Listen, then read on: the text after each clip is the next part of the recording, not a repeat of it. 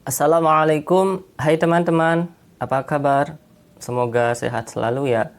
By the way, buat yang sudah menonton video short di hari ke-10 dan hari ke-11 secara urut, semoga penjelasan tentang sifat khas, yaitu karakter normatif ilmu hukum, dan terminologi ilmu hukum sebelumnya sudah jelas ya.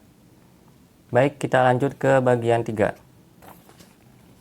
Jenis ilmu hukum. Normatif versus empiris. Setelah ngerti tentang terminologi, sekarang kita bahas jenis-jenis ilmu hukum. Ilmu hukum bisa dibagi jadi dua, normatif dan empiris. Yang normatif, kita udah bahas tadi, fokus ke norma dan ahli secara aktif analisis aturan tersebut. Sedangkan yang empiris ini berbeda banget. Ilmu hukum empiris bisa diteliti dengan metode kualitatif atau kuantitatif. Dan para ilmuwan jadi pengamat yang melihat objek yang bisa diraba atau dilihat dengan panca indera. Ada beberapa perbedaan utama antara keduanya loh. Yang pertama, ilmu hukum empiris itu jelas memisahkan antara fakta dan norma. Yang kedua, gejala hukum yang diteliti harus benar-benar fakta sosial yang nyata.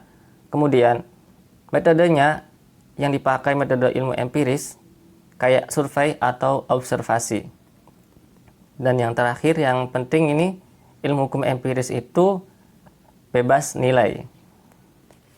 Jadi, nggak ada unsur penilaian baik atau buruk dalam penelitiannya. Selanjutnya bagian 4, lapisan ilmu hukum. 3 tingkatan menurut para ahli. Terakhir nih, kita bahas lapisan ilmu hukum menurut Jan Gijles dan Mark Van Hookey. Ada 3 tingkatan nih. Yang pertama, dogmatik hukum.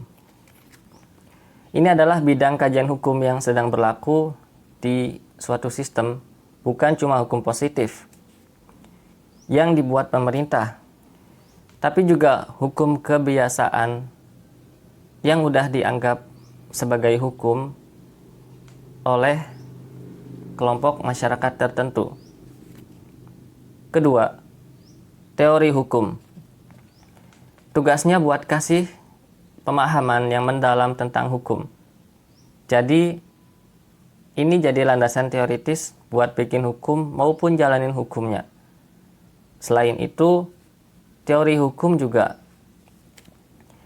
ngasih metode yang paling tepat buat eksekusi suatu hukum. Ketiga, filsafat hukum. Ini adalah aplikasi filsafat umum ke dalam dunia hukum dan gejala hukum yang ada. Jadi, kita nggak bakal bahas tentang makna hukum, tujuan hukum secara paling dasar, dan prinsip-prinsip yang jadi pondasi hukum itu sendiri. Nah, itu dia teman-teman pembahasan tentang ilmu hukum, mulai dari sifat khas, terminologi, jenis, sampai lapisan-lapisannya. Semoga video ini bikin kamu lebih mengerti dan gak lagi berpikir bahwa ilmu hukum itu cuma bacaan undang-undang yang membosankan.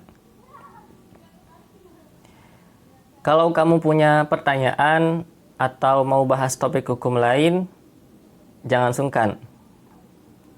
Komen aja di bawah ya. Jangan lupa like, subscribe,